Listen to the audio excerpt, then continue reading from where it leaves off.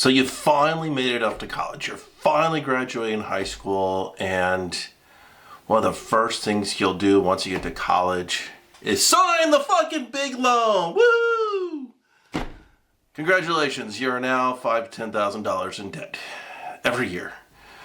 You're most likely going to graduate with somewhere around $25,000 in debt, and they're giving you this loan. You have no job skills, you have no collateral. You have never taken out another loan before in your life, and you're now getting this huge loan for like $10,000 your freshman year. You're 18 years old. If you're not 18 years old, you can't even enter into an official contract yet. You have to have your parents sign. So the largest thing you will purchase outside of a new home is usually paying for your college. How did we get here? What happened? So the big thing, there's a big push for college. After World War II, there was the invention of the GI Bill, and all of a sudden there's this push to get all these people qualified with a business degree, an engineering degree, a nursing degree, and there's this push, and it started with our education system. The big thing that you heard when you're in high school is, hey, if you get a college degree, you'll be making $1 million more over your lifetime than you will in high school. Well, that's still true, but a lot of things have changed.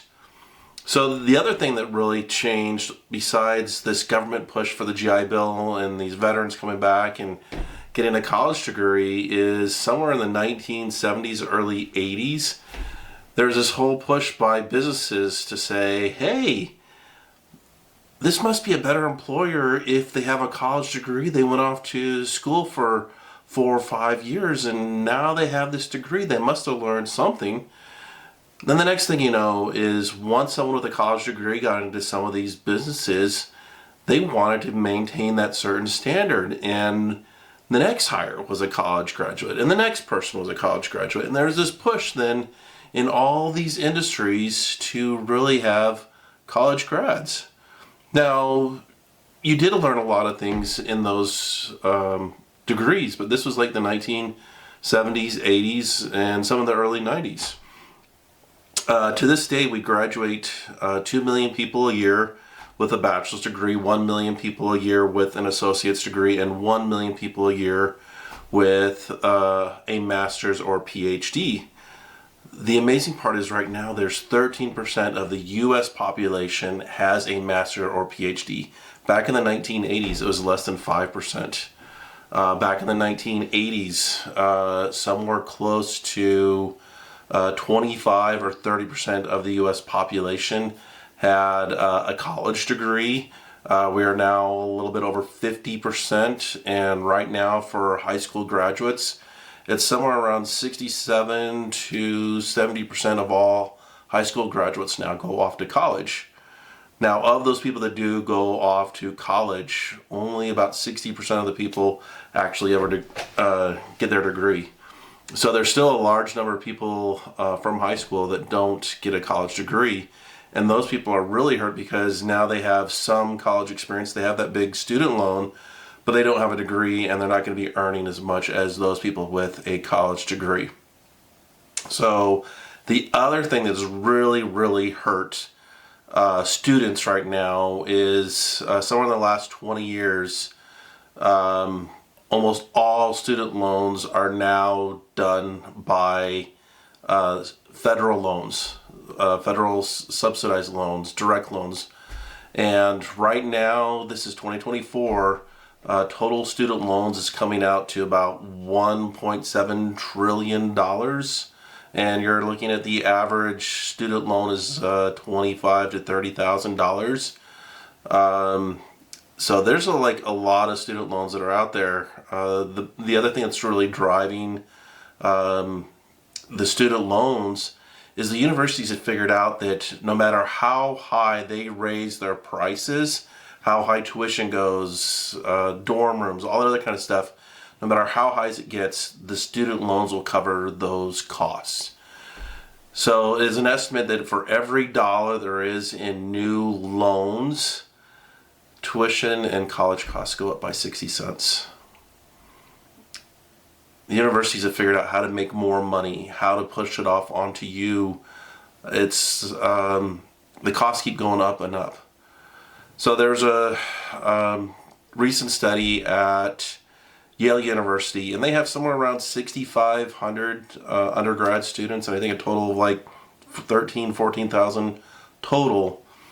And when they looked at all of the administration positions there at Yale University, there's almost 6,500 administration jobs. 6,500.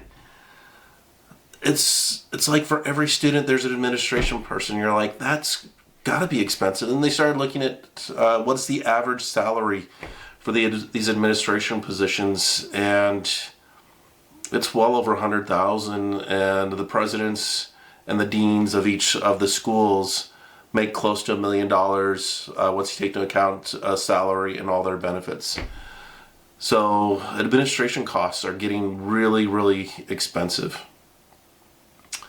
So another thing that has led to some of the added costs, I'll say, is the students have been filling out reports for U.S. News when they do a survey on what are the facilities like at your school? What are the dorms like? What is the food like? What is the gym like? And it's almost become like a country club. A country club. Like back in the 80s when I went to my dorm room, there's 2 single beds, 2 single desks.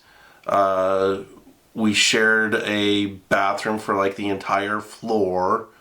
There's 2 of us in a dorm room. There'd be 200-300 square feet. There's now reports that at some of these universities, brand new dorm rooms, the rooms are so big that there's a queen size bed, there's a desk, there's a dresser drawers. People are having their own bathroom inside of their own like dorm room. There's quartz and granite countertops inside the dorm rooms. This would be like a luxury hotel. I mean, it's incredible. The other thing that's happening is that construction companies and real estate companies have convinced the universities that these companies will build the dorm room, they'll manage the dorm room. They just require a 50-year lease on the building. And the only thing the university does is assign who gets into these fancy dorm rooms. There's some reports that some of these buildings can make like $10 million profit for these real estate companies like Blackstone and BlackRock and that kind of stuff. These are like hedge funds. This is amazing. Like the universities are being fleeced for their assets, and it's being asked for by the students to have better dorm rooms. There was a story at LSU where they had a lazy river experience there in their gym. They had a hot tub that 200 people can fit into. There's a brand new weight room. It looked better than any kind of deluxe hotel you could be at. This was state-of-the-art gym everywhere. The other thing is like there's been upgrades to, say, the student union, upgrades to all these concert facilities and everything else. But you want to know what hasn't been upgraded? The buildings where you actually get taught at. So all these amenities have been upgraded. Buildings that have been upgraded. Concert halls, gyms, everything but the classroom and the library. So those all add up. Now, the other thing that has really been added to universities, say in the last 20 years, since like 2000 or so, are a bunch of useless degrees. And I mean useless. There's now, like, at almost every university, you can get a degree in general studies. You know what that means? You pick out your own class through the textbook or whatever and go, I need so many classes here, so many classes there. And it's kind of like build a degree. You get done, you get your degree, and they're like, what'd you study? Oh, a little of this, a little of that. So what's your specialty? Oh, I don't have anything. Then we have African American studies. We have Hispanic studies, women's studies, gay lesbian studies. If your degree ends in studies, it's useless. So there's large universities where they have like 4,000 or 5,000 students a year graduating with degrees in those fields.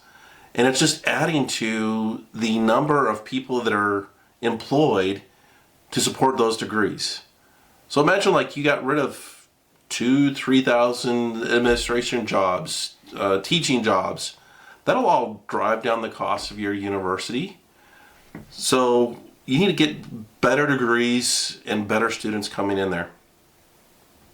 Another one that always comes up is the states aren't spending as much money on the universities as they did in the 1990s.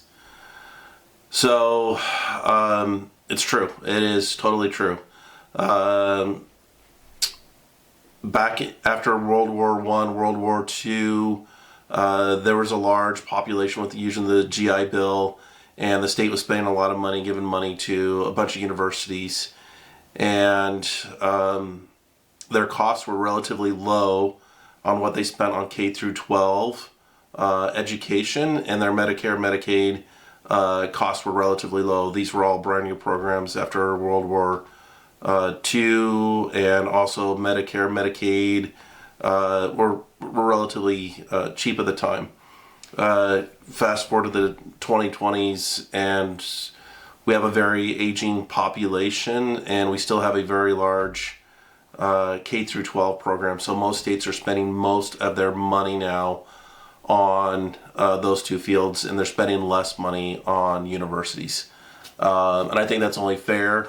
I think as a society we should do a great deal to educate K through 12 and also take care of the elderly and make sure all of our Medicare and Medicaid is taken care of. Speaking of which, though, back in 1980, national average to go to college, pay for room, board, textbooks, everything else, you are looking around $9,000 a year was your total cost in like 1980. And in 2022, that was the last year I could find, national average was now up to just a little bit over $25,000. So you're talking about an increase of 2.3%, or 2.3 times more expensive in 2022 compared to 1980. The other thing is there's been a study over costs of college, and right now college is increasing by about 7% a year, while inflation outside of 2022 and 2023 was running somewhere around 3.2, 3.3. So every year college is like twice as expensive as inflation. So that's why over that long period the costs have increased by 2.3%, or have increased 2.3 times. It's incredible. It keeps going up and up and up. And like, when was the last time you ever heard a university go, hey, guess what? We're going to decrease tuition next year. We're going to cut costs next year. No, there's every year, they're increasing the cost to go to college. And as the students, you're just like, well, I guess that's what it costs to go to college now. And we got to start pushing back or start looking at why is college so expensive? You know, and the other thing that really isn't helping the students are you're hurting yourself.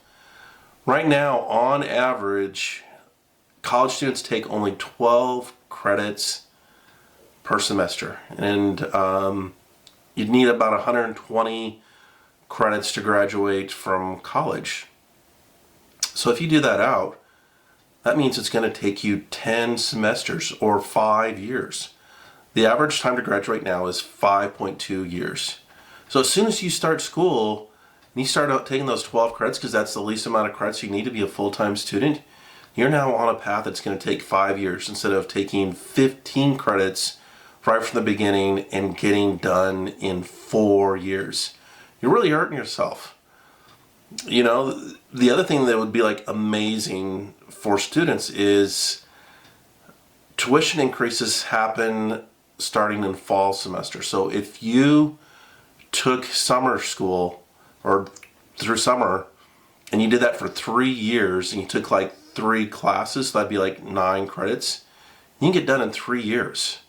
So instead of getting done in 5, you'd be done in 3. You'd be saving somewhere around, I don't know, $10,000-$12,000. You'd be graduating at like age 21. You're getting your job at 21.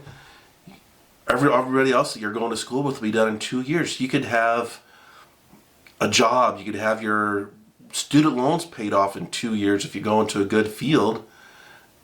This is what you can do to help yourself. Another thing is there was a study in the New York Times or the Washington Post I saw where now students are skipping 20 to 25% of their classes. So you're missing out on a class that you're paying for. It's like, I'm paying my gym membership and I'm never going to go. Or I only go like 75-80% of the time. You're paying these people thousands of dollars a semester and you're like, I don't want to go. You know, and then the average person changes their major almost 2 times while they're in school. So you take like a year or 2 and you may not have any credits transfer, and then you're off to another major. You're like, there's another $5,000 to $10,000 I just wasted.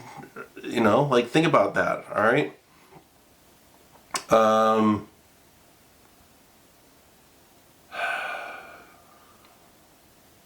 Another one I don't like are book costs. So right now, if you're in a STEM field, your books can cost $200 a book. And they rev that book like every year. So you can't sell your book back to the university.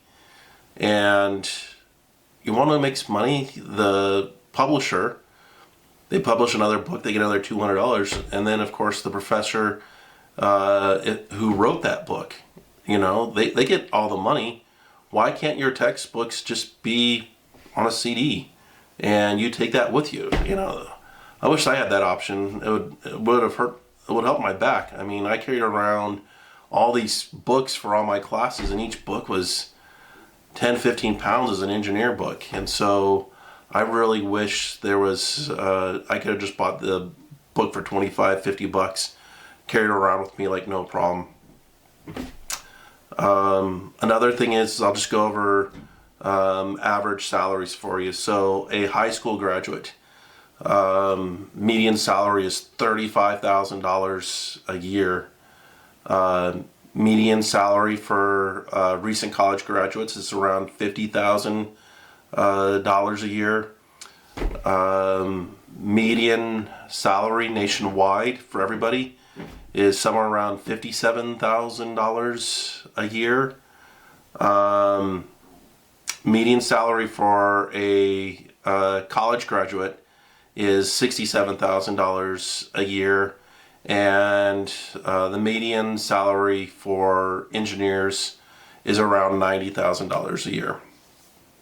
So it is still true that a college graduate will earn over $1 million more over their lifetime than a high school graduate.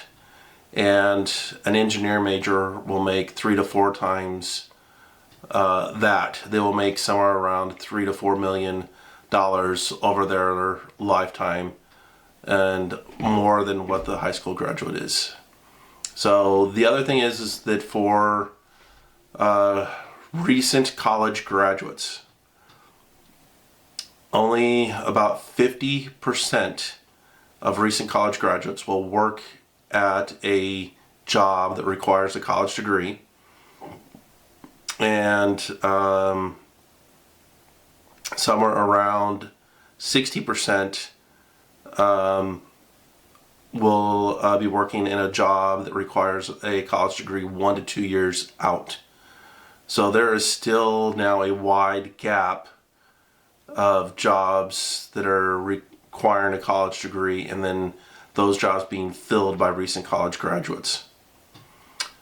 So right now, the other thing that is really hurting people with student loans is that the repayment plan is being structured for some of these people where you pay what you can afford. And so some of these people are making payments of say $200 to $300 a month. But if you were to do a 10-year repayment plan on your student loans and you're going to pay it all off in say like 10 years, some of those student loans you'd be up to like $400 or $500 a month. So if you are only paying $200 to $300, that means that extra $200 or $300 is still going towards your balance, and you're just basically being able to cover the interest, or you're not even covering the interest costs. So some people 5-10 years after they started paying on their student loans now owe more money than when they just graduated. And this all comes back to these payment plans where you're not even making payments essentially on the interest.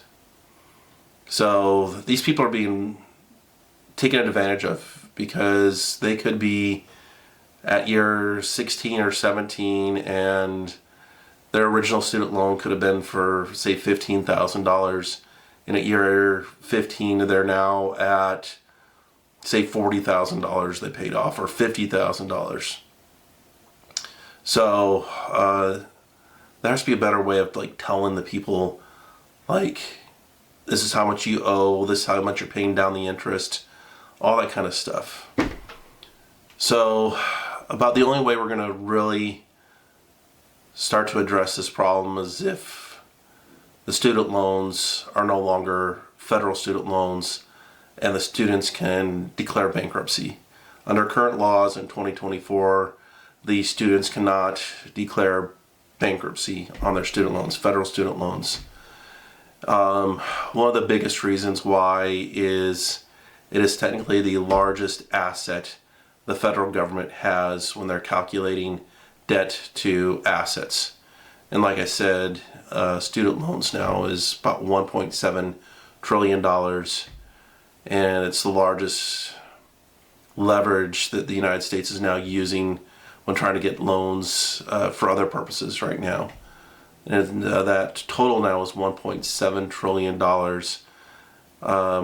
With interest rates that there are now, they're saying that the total amount on student loans will increase somewhere between $100 and $150 billion a year with the current number of students going to college.